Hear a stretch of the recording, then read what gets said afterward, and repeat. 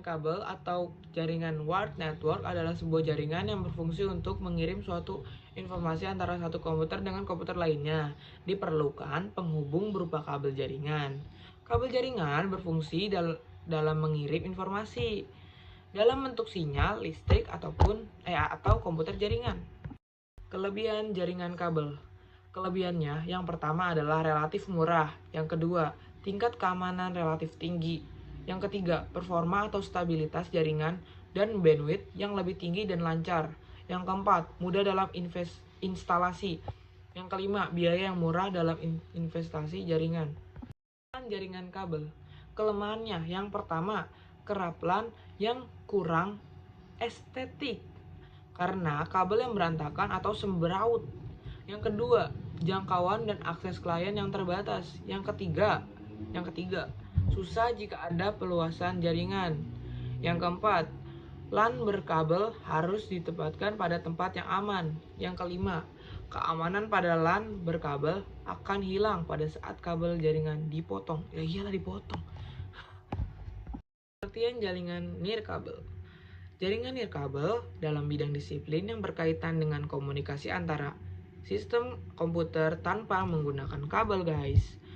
Jaringan nirkabel ini sering dipakai untuk jaringan kabel baik jarak dekat menggunakan pemancar Bluetooth maupun pada jarak jauh lewat satelit. Bidang ini erat kaitannya dengan bidang telekomunikasi, teknologi informasi, dan teknik komputer.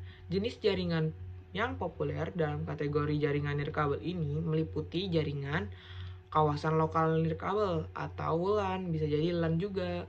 LAN adalah local area network, LAN juga adalah wireless local area network, dan juga WiFi. Jaringan nirkabel biasanya menghubungkan satu sistem komputer dengan sistem yang lain dengan menggunakan macam media transmisi tanpa kabel seperti gelombang radio, gelombang mikro, maupun cahaya inframerah. Kelebihan jaringan nirkabel. Kelebihannya yang pertama itu jaringan rapi dan mempunyai nilai estetika. Tidak ada kabelan sembraut. Yang kedua, kemudahan proses instalasi. Yang ketiga, mudah untuk memperluas jaringan. Yang keempat, pengurangan anggaran biaya. Yang kelima, jangkauan luas. Yang keenam, perawatan murah. Dan yang ketujuh, infrastruktur berdimensi kecil. Kelemahan jaringan nirkabel. Kelemahannya itu, yang pertama, gangguan gelombang jaringan. Yang kedua, keamanan data yang kurang terjamin. Yang ketiga, konfigurasi yang lebih rumit. Yang keempat, kapasitas jaringan terbatas. Yang kelima, biaya investasi cukup mahal. Yang keenam, tidak stabil dan mempengaruhi cuaca. Yang ketujuh, kapasitas jaringan karena keterbatasan spek. Masalah jaringan kabel. Yang pertama, kerusakan pada kabel dan konektor jaringan. Masalah pertama yang sering terjadi pada jaringan LAN adalah jaringan LAN yang tidak dapat bekerja dengan baik dan juga optimal, yang disebabkan gangguan dan kerusakan pada kabel dan juga konektor jaringan. Masalah pada kabel dan juga konektor sebenarnya merupakan masalah yang cenderung simpel dan juga sederhana. Akan tetapi, hal ini malah akan menyebabkan jaringan LAN menjadi tidak bekerja dengan baik. Apalagi jaringan LAN yang menggunakan topologi ring ataupun topologi bus. Solusi jaringan kabel. Bagaimana sih mengatasi kabel yang rusak? Cara paling mudah dan juga simpel untuk mengatasi hal ini adalah dengan cara mengganti kabel yang mengalami kerusakan sehingga bisa bekerja dengan lebih optimal lagi. Untuk itu, user maupun teknisi perlu tahu apa saja jenis-jenis kabel jaringan komputer agar penggunaannya tepat dengan jaringan yang digunakan, sehingga tidak perlu merasakan kerusakan untuk kesekian kalinya. Masalah jaringan kabel. Kerusakan pada hub dan switch. Pada sebuah jaringan LAN, hub dan juga switch merupakan perangkat keras jaringan yang paling penting. Hub dan juga switch dapat membantu memecahkan beberapa jaringan menjadi beberapa kanal dan menghubungkan setiap komputer klien dengan server. Kerusakan pada switch ataupun hub tentu saja akan menyebabkan keseluruhan komputer klien menjadi tidak dapat bekerja dan mengakses informasi dari komputer server. Akan tetapi, Kerusakan pada perangkat keras komputer yang satu ini sering menjadi perdebatan karena fungsi dari keduanya merupakan supporting atau pendukung jaringan lebih optimal. Perbedaan hub dan switch akan terlihat jelas pada jaringan yang digunakan, seperti pada topologi jaringan komputer.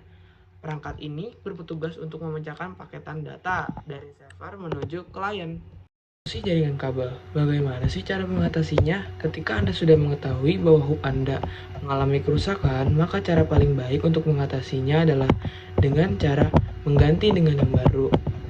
Namun, apabila hub dan switch Anda masih masuk ke dalam masa garansi, Anda bisa melakukan proses klaim garansi. Masalah jaringan. Yang ketiga, tidak connect dengan kabel. Masalahnya, yang pertama, kemungkinan terjadinya gangguan atau kerusakan pada NIC atau kartu jaringan Network Interface Card. Yang kedua, kemungkinan bermasalah pada kabel seperti susunannya, pemasangannya salah, atau terputus, bisa jadi juga konslet.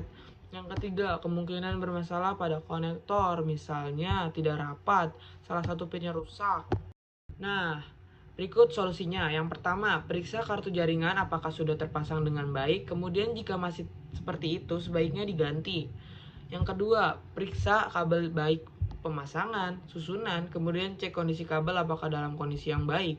Yang ketiga, periksa terlebih dahulu kondisi dari konektor. Dan jika pada seperti itu, sebaiknya diganti. Jangan disimpan, jangan dicoba lagi, diganti aja. Dan solusi jaringan kabel. Yang keempat, muncul pesan IP konflik. Masalahnya terjadi IP address yang sama. Solusinya melakukan setting ulang alamat IP, subnetnya juga sesuaikan dengan jaringan yang digunakan. Yang saya garis besarkan adalah jangan sampai sama IP-nya dengan komputer yang lain. Masalah dan solusi jaringan kabel. Yang kelima, tidak bisa sharing data. Hal ini sering terjadi dikarenakan sharing pada komputer masih disable. Jadi, kita harus mengaktifkan dengan jadi klik pada lalu pilih lalu checklist, lalu apply. Selain itu, mungkin sedang terjadi hang pada komputer dan yang harus ditempuh adalah merestart komputer. Hal ini juga sering terjadi karena IP yang kita gunakan salah atau sama dengan IP komputer lainnya. Solusinya adalah ganti dengan IP yang masalah dan solusi jaringan nirkabel. Yang pertama, jaringannya lambat. Pernahkah kamu menggunakan WiFi tempat umum atau kantor, tiba-tiba koneksi menjadi lambat? Hal tersebut terjadi karena jumlah pengguna sangat banyak, terutama pada jam-jam sibuk. Untuk menangkal hal tersebut, kita dapat membatasi bandwidth yang diterima oleh setiap user dengan menggunakan bandwidth management. Yang kedua, lupa password. Password memiliki peran vital dalam jaringan wireless karena dengannya kita dapat membatasi pengguna yang dapat terhubung pada jaringan kita. Namun, pernahkah kamu lupa password? Jika iya, kamu tidak perlu panik. Sampai-sampai harus panggil teknik ISP atau Internet Service Provider, langgananmu segala. Kamu dapat mereset modem atau access point ke pengaturan semula, sehingga kita dapat mengatur password baru lagi. Yang ketiga, lupa mengatur IP address. IP address merupakan suatu alamat pada komputer agar komputer dapat terhubung satu sama lain. IP address terbagi menjadi dua, yaitu DHCP (Dynamic Host Configuration Protocol) dan static.